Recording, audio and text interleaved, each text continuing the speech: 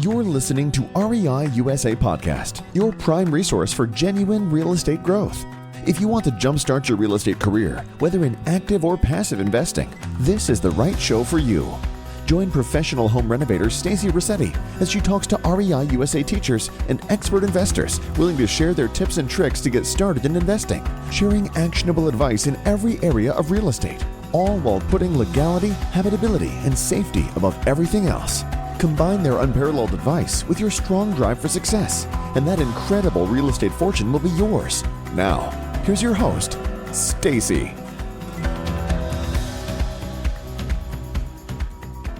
So hello, everyone. My name is Christy Duckett-Harris, and my husband and I are both teachers for REI USA. So that's why you see Christy and Noah together. He's actually going to be presenting on raising private money right after I'm done with my section on seller financing. So I want to talk about how to get maximum results and spending minimum time, right? I think that's really important in this day and age because we tend to waste a lot of time that we don't need to. I'm very guilty of that. And outside of our real estate business that we do run full time, we have two children, almost the same kind of in between ages of Stacy's daughter. So we have my youngest son who's almost 6 and my oldest son who is almost 8. And just to share a little bit with you about, minimal time spent, our 5-year-old, almost 6-year-old is autistic. So I really have learned to value my time with people and I've learned how to maximize my dollars in real estate. So I want to kind of walk you through a little bit about what we've done just really briefly so you kind of know who I am. So I've been investing since 2007. We've done all facets of the business. We focus on single family homes, mobile homes, short-term rentals, long-term rentals, you name it, we've done it. And I want to kind of go through who we are with REI USA and what we do. So guys, pick up your phone right now. Okay, so pick up your phone and say, hey, Siri, remind me to join Noah and Christy's training, right? The third Thursday of the month at the lunch hour. So we used to do it in the evenings, but that got a little hectic with kids, right? Like sometimes we were teaching and I hear like a little knock on the door from my son who like wanted to come in and not go to bed. So we decided the lunch hour was good. And we also love the lunch hour because I feel like the evening hours, sometimes people can't make it, right? They have the same thing. They're winding down from work if you're doing this part-time. And also they're trying to get the kids to bed. So the third Thursday of the month, typically we're doing now May, and this is on the 18th, we're actually going to do the third Wednesday of the month this month. And that's only because we're taking a little vacation. We figure we deserved a little vacation with the kids and our anniversary is coming up. So typically it's the third Thursday. So you'll see us there at 12 p.m. Eastern Standard Time. And what we like to do is teach on all different topics. And if you jump on there live and you have a request for the following month, please let us know because we are super open to that. We want to teach about what you want to learn about, right? And again, we teach all topics of the business. So to go a little more into owner financing and seller financing, now this was like really hard for me to pick a case study because I've done a lot of owner and seller financing. And it was really hard for me to think about which one kind of showcased the things I wanted to touch on.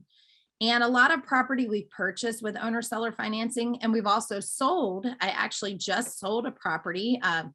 A buyer completed the note last month on this. We did it on a 15-year owner finance. So that was a good steady stream of income. But today I want to actually show you how you can work with sellers and maybe specifically, because I'm encountering a lot of them right now with the pandemic, tired landlords. So this was a tired landlord situation. And what I'm starting to see, I'm in the Columbia, South Carolina market, but I know this is very common. I've coached all across the United States, and I'm seeing that this is common in a lot of markets. You're getting a lot of people that want to downsize their rentals. One, because they may be getting older.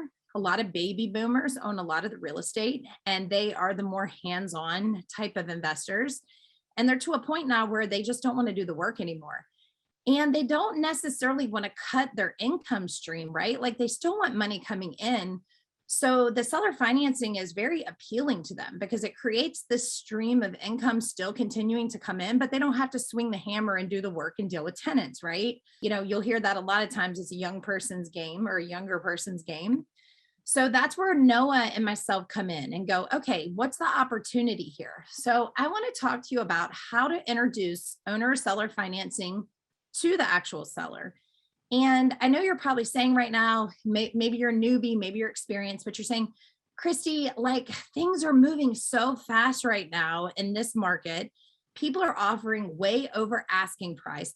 Why in the world would a tired landlord or a seller or somebody going through a divorce, why would they want to seller finance? That doesn't even make sense, but when they can sell it and just cash out and be done. So we're going to talk about why they might not want to, and what we can help them do. Now, really importantly, we're going to talk about structuring the deal with the seller. And I think this is really important because every deal that we do in the business, we really want to make it a win-win. I feel like if it's not a win-win, then I honestly don't want to do the deal, right? If I'm working with someone, we've worked with people that have gotten divorced. We work with people that have lost a loved one, lost their job. So a lot of times, we're working in a situation where I want them to feel good about it. I'm not out there just to make money. That's not my goal. And that's why we've been in the business so long. I truly believe. And that's why the one way of our marketing now currently is referrals, because I believe we do really look for that relationship building and win-win. So I want to show you how to do that with the seller. And then also how to negotiate the financing terms. That's really important because a lot of deals we're looking at nowadays don't necessarily make sense, right? And I keep saying this, like, how in the world and why in the world is someone buying this property to flip or to keep? And I know what they're buying it for because every lead that I put an offer in on, I track that if I don't get the deal to ultimately see what did that deal close for. I'm gonna give you a perfect example. I've got a house next door to a 4-unit we purchased last year. We purchased that was January of 2021.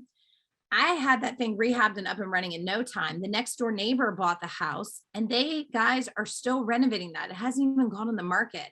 And every time I drive there, I'm telling my husband, how is this thing not on the market? Like it's vacant. There has literally been a dumpster there for an entire year.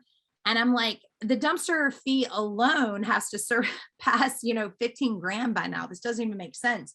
So how do we negotiate the financing terms that the deal actually makes sense for you and for them? Because again, it has to be a win-win. And then I want to walk you through a case study of how we structured this deal and what that looked like on the front side and the back side for us to make money on that. So how to introduce it to the seller. So I've learned, and you guys can tell I'm a pretty energetic and hyper person. I love to talk. And that's not always good in real estate. Sometimes the most important thing is listening, right? Like we want to build a relationship, we want to build rapport, we want to make a friend, but ultimately sometimes we need to shut our mouth and just listen because a lot of times these sellers are telling us exactly what they want. And if we listen to what they're saying, guess what? We can make the deal work because now we're just listening to the facts and then we're problem solving.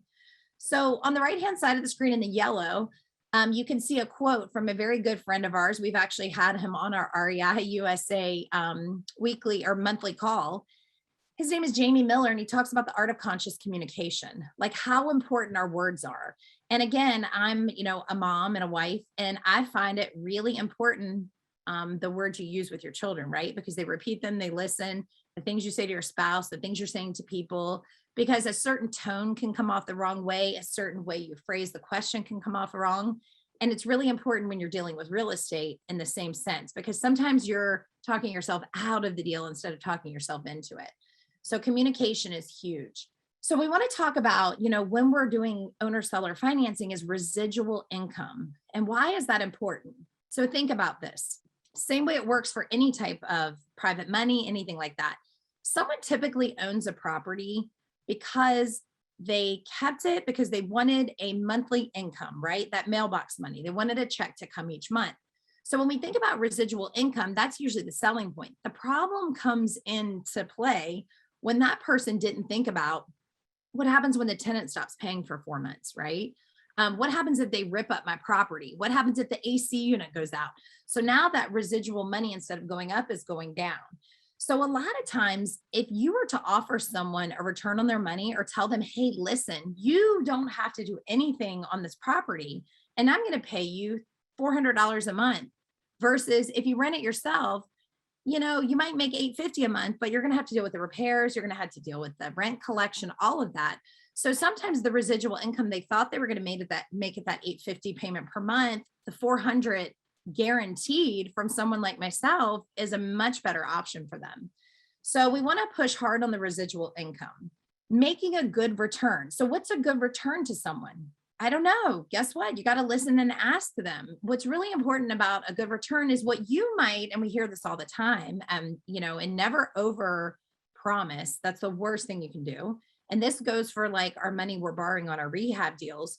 Immediately, especially when you're brand new, you're thinking, oh my gosh, I have a great deal, but now I need the money. And you become the motivated investor, which is never the best place to be. So what ends up happening is you come in and you go, listen, I'm going to offer you 15% and 3 points right off the bat. Well, who's going to say no to that, right? The problem with that too is when you aim too high with any of your lenders or seller finance people that you're working with, your sellers, now you can't go backwards. So I always say to start low and move up. So first ask them, where is most of your money, invested right now? What are you making on your money? What's a good return to them? What are the banks paying right now? If you're going in to purchase a property, what are bank rates if you're buying a rental property? What are they if you're selling, right? You want to look at all those statistics. Now, the big part I love about the seller financing is removing the headache and stress. So, right now, so I'll be 44 this year. I'm okay with hustling a little and spending a little time doing stuff, right? We buy passive income for the set goal of having this the same as anybody in this situation, the residual income. We want that monthly income to know we don't have to show up and work a job, right? But eventually, I'm going to say probably when you ask me in 10, 15, 20, 25 years, I'm going to go listen, maybe I would be actually interested in owner or seller financing my properties to someone who's a little bit younger because I don't want to deal with the headache and stress, right? So as glamorous, even if you put property management with your properties, as glamorous as that sounds, there's still issues that happen, guys, right? Like you're going to get a phone call if you're managing it yourself that there's a leaky toilet, right? If you're not getting it, your property management company's getting it, and you're probably paying them 8 to 10% on your long-term rentals, or on your short-term rentals, you might be paying them 20 to 25%, right? So there's still a headache and stress because even if you're not doing the day in and day out stuff, when you're getting your monthly payment from your property management company of what you made and what your return was, it's going to be a lot less because there's more maintenance. So know that there's different things that can happen. We had a big storm roll through last night, and immediately we're property owners. The storm rolls through. They even actually shut down school yesterday a little bit early, which was, in the South, they freak out about everything, which, maybe is a good thing. But they thought there were going to be really high winds early. And we did have high winds, but they were later. So even at our house, it hailed. Guess what? Trees were down. So automatically you're like, oh my gosh, this one property I have downtown is surrounded by trees. I hope nothing fell, right? So automatically, like, there's some stress that comes along with that. So taxes from the sale. A lot of people like to sell or owner finance their properties because they don't have to pay all the taxes up front when they sell the property in whole. If they're able to accept payments from you, there's definitely different tax advantages and strategies to that. So I recommend you find an attorney and an accountant that actually helps walk you through the process of what's the advantage of, if I'm working with someone to sell or finance, what's the advantage of them keeping the property and holding the note, right? Because these are total selling points. Now, how to introduce this to someone. So knowing myself, when we're buying properties, whether we're going to keep them or whether we're going to flip them, because remember, some of these seller owner finance properties, we could actually keep and rehab and sell them, or we could keep them as long-term rentals. It doesn't really matter, right? That comes down to what is our exit strategy. But I think it's really important to know when you're working with a seller, and this kind of works with everything in life. When you present someone with an offer and it's just one offer, okay, guess what? That maybe 50 to 75% of the time is going to fit someone's needs. But if I offer like a 2-part, so let's just say I go look at a rental property and I say, listen, we're going to offer all cash, deep discount, right? Okay, maybe that works. Maybe it doesn't. If I don't give them a second option, what's the first thing they're going to do? They're going to say, no, that doesn't work. And now I'm shut down. I can't even come back with a second option. Now I'm just stuck. It was like, okay, that was my only option to them. That didn't work. Now they've moved on to the next person. So instead of doing that on everything we do, whether it's a rehab, whether it's a buy and hold, a wholesale, it doesn't matter. We offer 2 options. So first is all cash, deep discount. And I'll show you how that kind of worked on my case study. Offer number 2 is seller financing terms with a higher offer. And that's important because sometimes when you offer that low price, people get really offended, right? Like, "Oh, I can't even believe," even though we know what the property's worth, we've run the numbers. You have to remember a lot of these people think that we're offering them something low because we're making $1 million on each property, right? They've watched these shows on TV, they know how it works. They don't understand we have holding costs, we have taxes, we have repairs, all of this. So if we didn't do a good job explaining that, when we lowball offer, they're going to automatically say nope. But if we offer them a higher offer with terms that shows them how they can, make money, a little more money over time, they might say, okay, this actually makes more sense and I'm willing to do that. So remember, I believe in anything you're doing in real estate, there's a 2-offer system. Now, this property you're going to see was on Whiteford Road, and this was a tired landlord, and the tired landlord's name was Ray. And why do I remember this? Because this deal is probably now over 9 to 10 years old. The reason I remember that is Ray was one of the nicest men I'd ever met. Ray was probably in his early 60s. He never had children. His wife, unfortunately, passed away of cancer, and he inherited this property from his aunt and uncle, who also had no children and thought of Ray as their child. So the aunt and uncle thought they were doing Ray a huge favor. They thought, you know what, if we're going to leave this to Ray, like this is going to be great for him because he's going to get this awesome property. He's going to be able to rent it. Wrong. They had no idea what they were doing to poor Ray. Ray was the nicest guy and the biggest pushover landlord. And I mean that in the nicest way. If the tenants didn't pay rent, it was like, okay, I understand you're having an issue. You know what? You can pay next month. You don't have to pay the late fee. Well, guess what started happening, guys? You know how that old song and dance goes. They just stopped paying altogether. And then they just didn't take care of the property. So Ray saw one of our signs and our bandit signs. This is how we found this deal. And we actually advertise on a bandit sign. So you always see like, we buy houses, right? We decided to change the message up a little just to test and measure. And our message read, tired landlord, ? Sell me your home. So write that down. Tired landlord, ? Sell me your home. Call now. Okay, right? So Ray, of course, was going to the property to collect rent or fix something. And he saw that sign. He's like, I'm a tired landlord. Hello, I'm going to call them. And he did.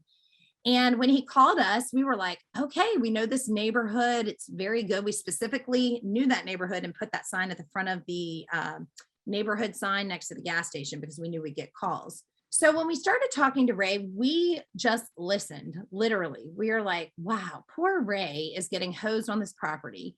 It's never always a blessing when you inherit a property. And mind you guys, this property was owned free and clear. But you still have to pay taxes, right? You still have to pay insurance. You still have to deal with the upkeep.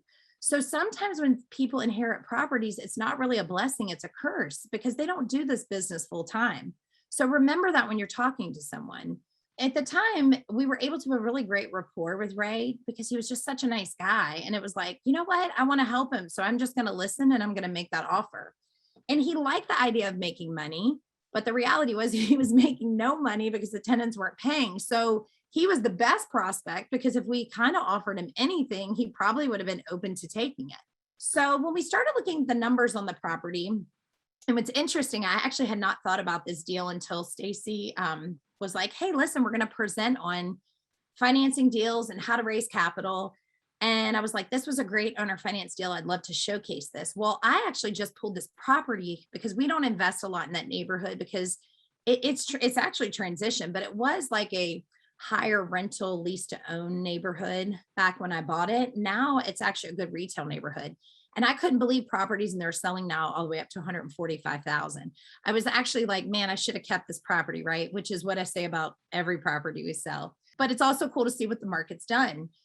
So when we started talking to Ray about this, we realized the numbers had to make sense for us too. Okay. So the ARV, which is again, is the after repaired value on the property at the time was about 80,000. So we knew that was a good starting number. It needed minimal repairs, carpet, the house needed to be painted. There really wasn't much we had to come in and do, which was actually really great because that's what also made it appealing to us. Some landscaping, it was more like crummy landscaping. They had a dog in there, so that had ripped up some trim work and stuff like that. But all in all, everything looked good. Very stable, older community. So we went to Ray and said, listen, we've kind of run our numbers on our end, and we think that a 50,000 purchase price will work for us. So we kind of went back and forth, and he was like, you know what, 50,000 works for me. Remember, Ray inherited this property, so he owed nothing on this property. He just wanted the headache gone. So when we started running numbers, we knew that we could probably do a 5-year balloon on that property, meaning in 5 years, we could pay off that whole mortgage, because I already had an end strategy in mind. It wasn't to keep this as a rental for ourselves. It was actually to resell it on a lease with the option to purchase to someone else. And that's exactly what we did. So we decided, I think we started at like 5,000 for a down payment, but because he liked us, he was like, you know what, 2,500 is good. I trust you. At this time, it was myself and my other business partner. He said, I trust you girls. I know you're going to do a great job. You do this business full time.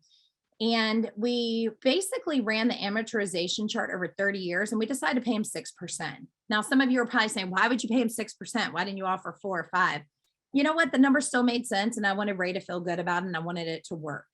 So we actually ended up making him a monthly payment of $284.79. Okay. And we knew that we were able to rent this property back to someone for $850 a month. So the cash flow for us was very good.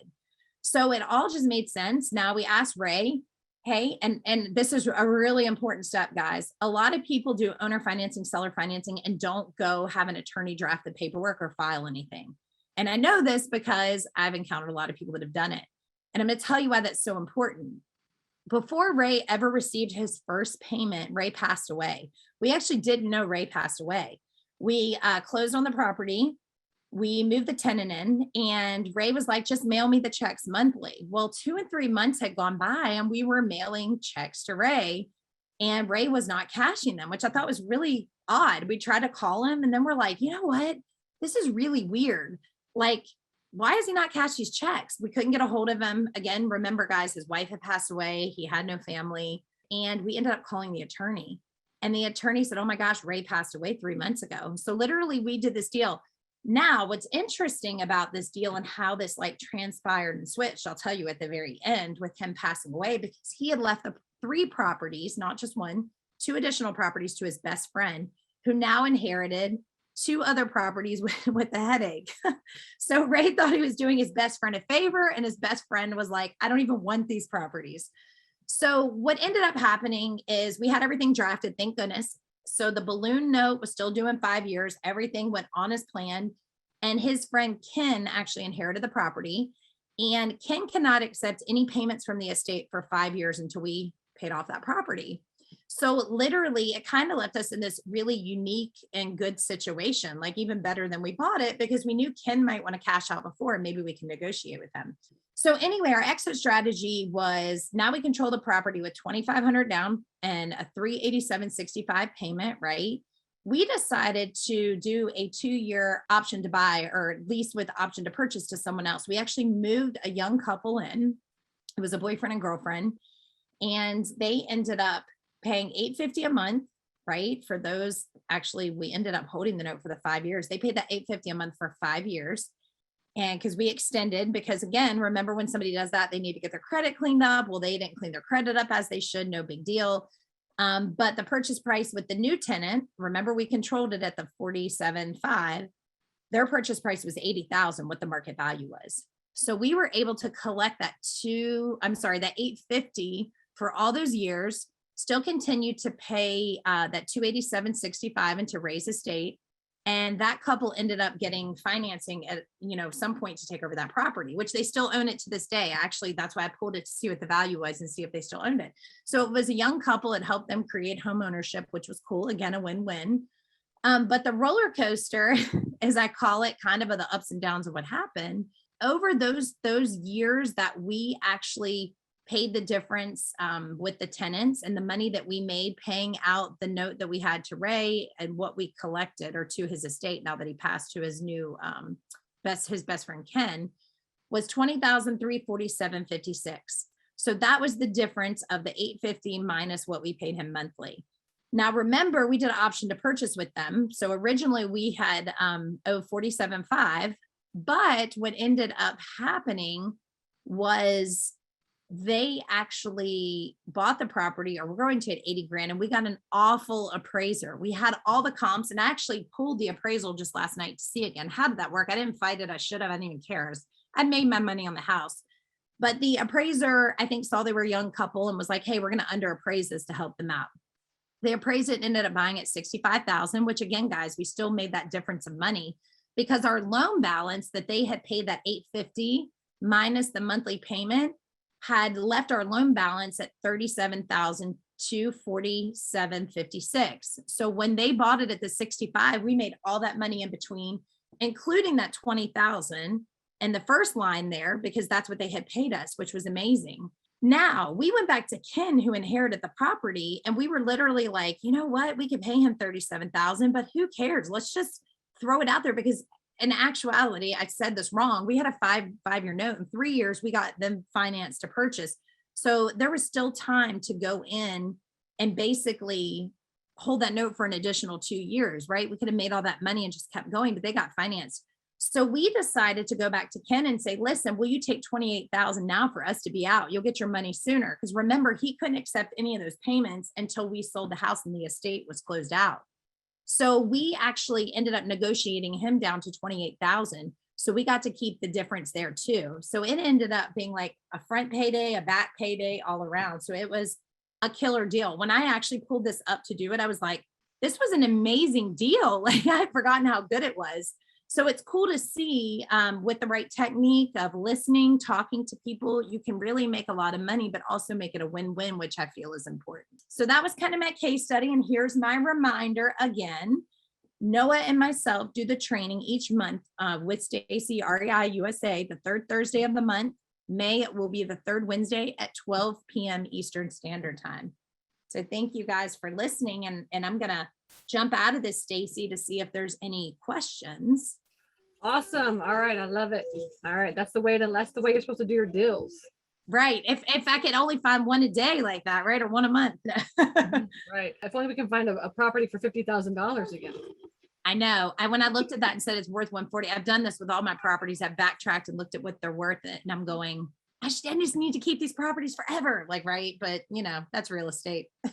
Okay, cool. Good. Awesome. Well, I appreciate you coming on, and I appreciate you putting your slides in of when you teach. So now everybody knows when it is, right? So that's important. So thank you very much for that. Thank you for listening to this episode of REI USA. Let these golden pieces of advice clear your path towards thriving real estate success and start making those amazing financial opportunities work for you. If you liked this episode and want to get more of these valuable secrets, be sure to subscribe to the show at www.rei-usa.com. Leave a rating too and share with your friends. Until next time.